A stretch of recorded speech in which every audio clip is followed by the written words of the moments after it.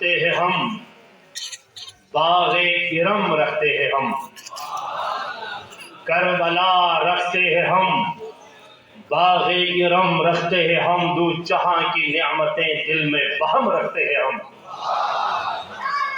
دو جہاں کی نعمتیں دل میں بہم رکھتے ہیں ہم، راہ حق میں اس لیے ٹھوکر نہیں کھاتے ہیں ہم، راہ حق میں اس لیے ٹھوکر نہیں کھاتے ہیں ہم، یا علی کہتے ہیں پہلے پھر قدم رکھتے ہیں ہم۔ کروڑوں درود و سلام اس عظیم ہستی عالم پر، مولود کعبے پر، فادر حسنین پر، زوج بطول پر، فاتح خیبر پر، خلیفہ رسول اللہ علی ولی کا ہمارا سلام ہو۔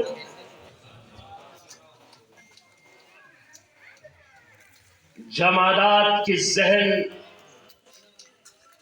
جمادات کی فکر میں نباتات کو تصور کرنا ممکن نہیں، نباتات کے ذہن میں حیوانات تصور ممکن نہیں، اور حیوانات یہ نہیں سمجھ سکتے کہ انسان کا مقام کیا ہے، اور ہر انسان کے ذہن میں یہ بات نہیں آتی کہ مومن کا مقام کیا ہے، اور مومن بھی یہ نہیں سمجھ سکتا کہ سلمان کہاں ہے، اور سلمان پریشان ہے کہ علی کا مقام کہاں ہے۔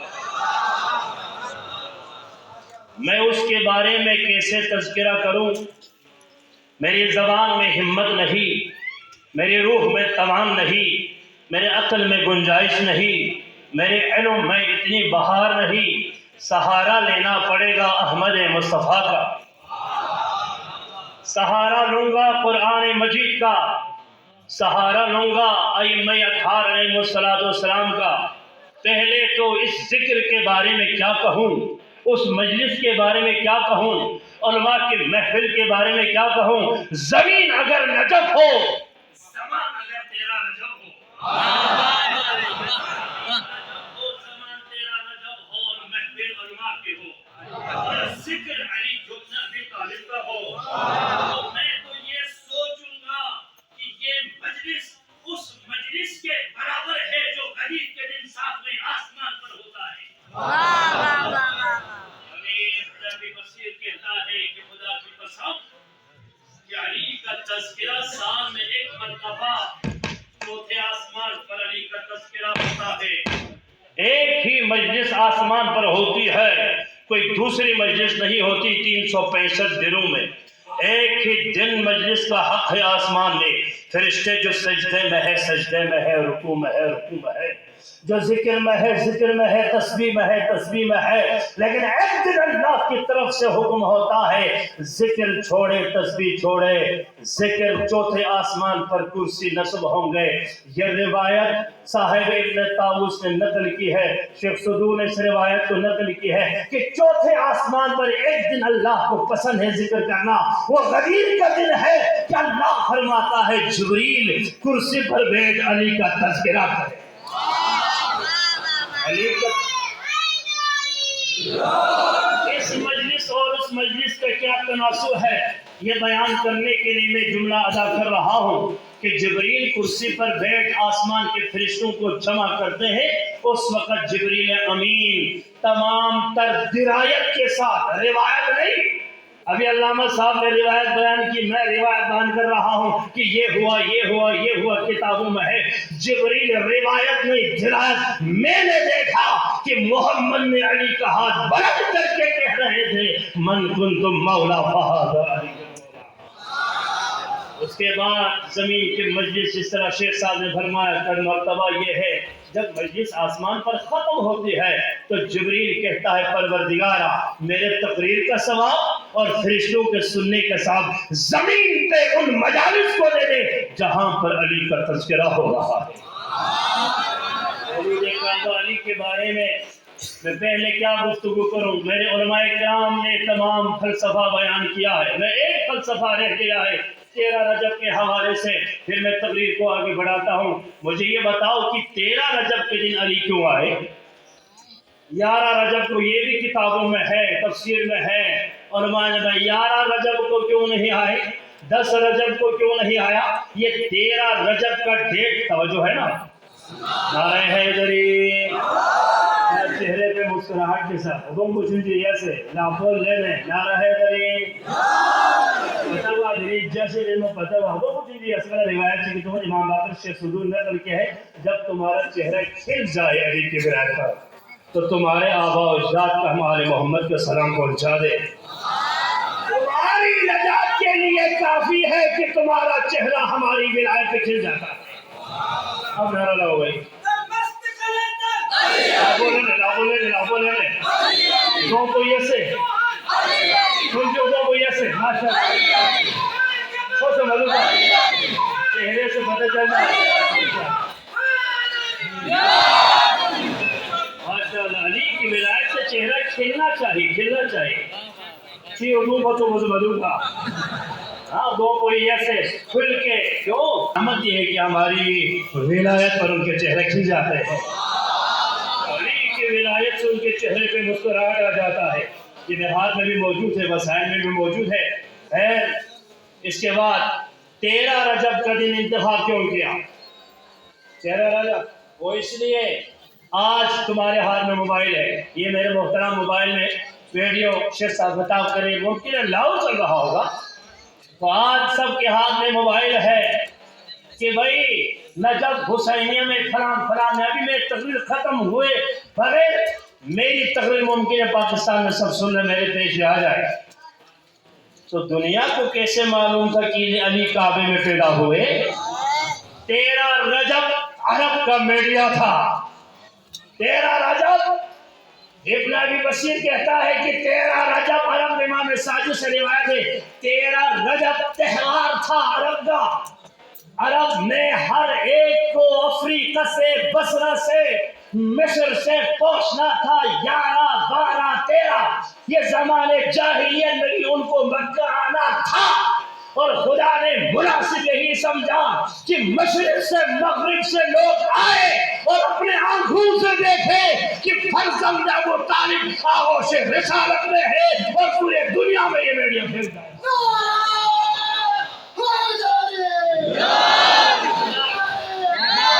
میڈیا تھا کہ اللہ تک سب لکھنے والے سب پہنچ گئے تھے مکہ۔ شیخ صاحب نے 2-3 روایت بیان کی، یہ جملہ یہاں بیان کروں، 11 کو پہنچنے والے 12 کو پہنچ گئے، اور پورے تاریخ میں لوگ ابو سفیان کے پاس جاتے تھے اور دنیا کو بتاتا تھا کہ مکے کا سردار ابو جہل ہے، ابو سفیان ہے، لیکن اس دفعہ تاریخ چینج ہونے والا تھا، سارے دنیا کے میڈیا تیار تھا، ہاتھوں میں قلم تھا، لیکن کعبے کا دروازہ بند تھا۔ اب دیکھ رہے ہیں کہ ابو سفیان کہاں ہے، ابو جہل کہاں ہے، بڑے بڑے چابی ان کے ہاتھ میں ہے، لیکن زیرو ہونے کا ٹائم آیا تھا، مشرق و مغرب سے لوگ دے رہے تھے، نہ ابو سفیان کا مجال تھا نہ جہل کا مجال تھا۔ اون کھولے اس دروازے کو، خدا کو دکھانا تھا یہ دروازہ کھولنے والا خاتم الانبیاء ہوں گے، اور دروازے سے آنے والا وہ خاتم الانبیاء کے ولی ہوں گے۔ ایک روایت اگر آپ میشا پوری روایت جو امام رضا کی روایت ہے، 1,00,000 مجمع نے لکھا ہے کہ امام رضا نے سلسلہ ذہب کی روایت پڑھی ہے، تو یہاں پر بھی 2.25 لکھنے والے تھے کہ ہم نے دیکھا کہ علی کعبے میں پیدا ہوئے، ورنہ تاریخ جھٹلانا تھا کہ کس کو کیا پتا تھا؟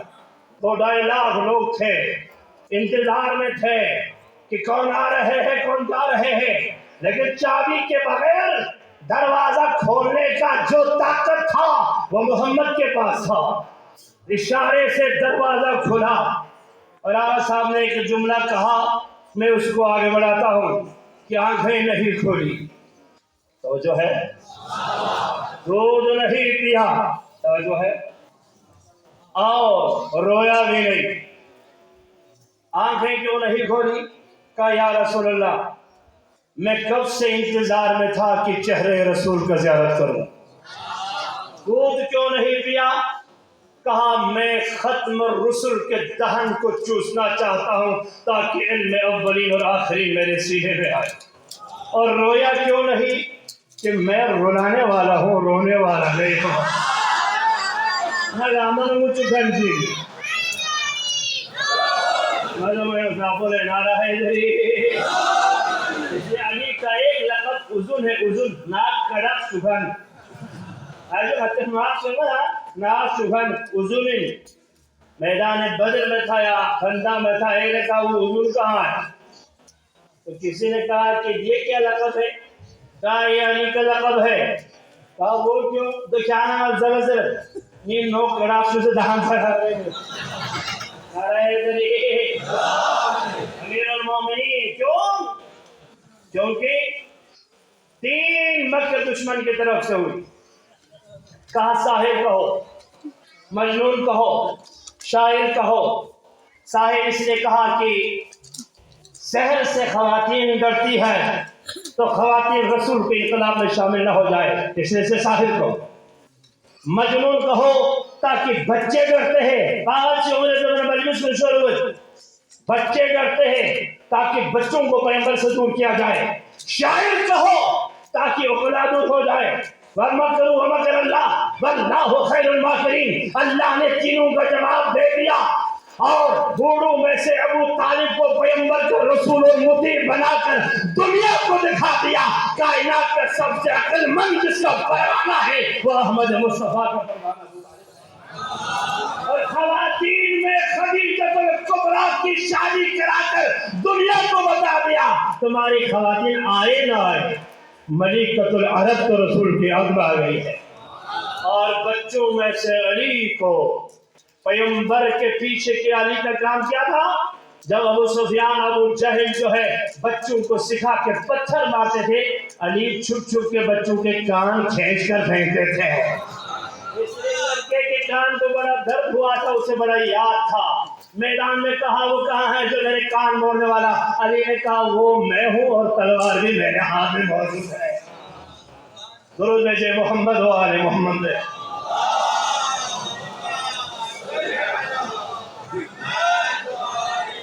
نعرہ تکبیر. ابھی آگے لے جا رہا ہوں بھائی. میں تیسرا مقرر ذرا سی ہمت نعرہ رسالت. ہاں سامنے پہلے مجھے بتائے چھٹی میں رہنا ٹھنڈ میں جو نعرہ رسالت پوری طاقت سے نعرہ حیدری. ہاتھ یوں کرنے کا مطلب یہ ہے کہ ابھی ذرا ہاتھ اٹھا کے نعرہ حیدری. شیخ اللہ پر سامنے جوان ذرا ہاتھ اٹھائے نعرہ حیدری. ہاتھ ذرا اٹھائے. تو یہ ہم بولتے ہیں قدیم میں اٹھانے میں، اٹھاتے نہیں ہیں. ٹھیک ہے جو. چلو آپ لوگوں کو یہ راز بتاؤ ہاتھ اٹھاتے کیوں ہے؟ تو بعد نے کہا یہ شیخ اعجاز جو ہے لوگوں کو ہاتھ اٹھاتے. بھائی میں نہیں اٹھا رہا، ہاتھ میں حکمت ہے، خصوصاً علی کی ولایت کے ساتھ اس کے بڑی حکمت ہے. پہلے تو ہاتھ کے بارے میں سورہ یاسین کی آیت ہے اليوم نختم على افواههم بولو وتكلمنا گاما زین وتكلمنا وتشهد ارجلهم کتلا پونا کاموں گواہی. تو ہاتھ گواہ ہے اور ہاتھ گواہ ہے اور قیامت کے دن. اور ہمارے مولانا جوان بتائیں گے کہ ہم علی کے نعرے پہ ہاتھ اٹھاتے رہے. یہ تو قرآن کی آیت ہے ہاتھ گواہ ہے، لیکن ایک راز بھی ہے. حجر اسود کو ہاتھ دکھانے کا ایک راز ہے. ہاتھ دکھا کے ہم ایک دعا بھی پڑھتے ہیں کہ قد ادیت امانتک اشہد اللہ. ایسے کوئی عبارت ہے کہ کلمہ شہادتین کے بعد حجر اسود سے یہ کہتے ہیں کہ میں نے وہ امانت تمہیں واپس کر دی. وہ امانت کیا ہے؟ وہ ولایت علی بن ابی طالب ہے. حجر اسود کو کیوں دکھاتے ہیں؟ حجر اسود اس لیے دکھاتے ہیں کہ حجر اسود کے اندر مائکرو کر کے ایک ہستی کا دستخط ہے. وہ دستخط فاطمہ زہرا سلام اللہ علیہا کا ہے. زہرا دستخط کی وجہ سے چکر میں بھی ابھی تک دنیا رہا. وہ دستخط جو زہرا نے دستخط کرنے کے بعد اللہ نے کہا فاطمہ جس سے راضی خدا راضی، اس لیے ہاتھ دکھاتے ہیں. امام صادق السلام فرماتے ہیں قیامت کے دن حجر اسود بتائیں گے کہ کس نے حج کیا کس نے حج نہیں کیا. اس وقت جو ہے بڑے سکرین پہ حاجیوں کا چہرہ دکھائے گا. اس وقت بہت تھوڑے حاجی نظر آئیں گے اور حجر اسود کے بارے میں سوال ہوگا. لاکھوں انسان کہیں گے ہم نے حج کیا, تو حجر اسود کہیں گے میں نے اس ہاتھ کی تصویر لی جس پر علی کی ولایت کا اعلان تھا. بڑے لاکھوں چیزیں نگاہ نہ رہے پنجاب میں سے زیر وزیری نجف سے سیدہ دی نقطوں بھی نارا چیتو نارا ہے ادھر ہی بھائی. ماشاءاللہ بیان کون کرے, علی کے وصف اتنے بیان کون کرے, یہ کام تیرا ہے پروردگار کون کرے, یہ کام تیرا ہے پروردگار کون کرے. اسی لیے نہ بنایا خدا نے اور علی, اسی لیے نہ بنایا خدا نے اور علی. شگاف کعبے کو اب بار بار کون کرے.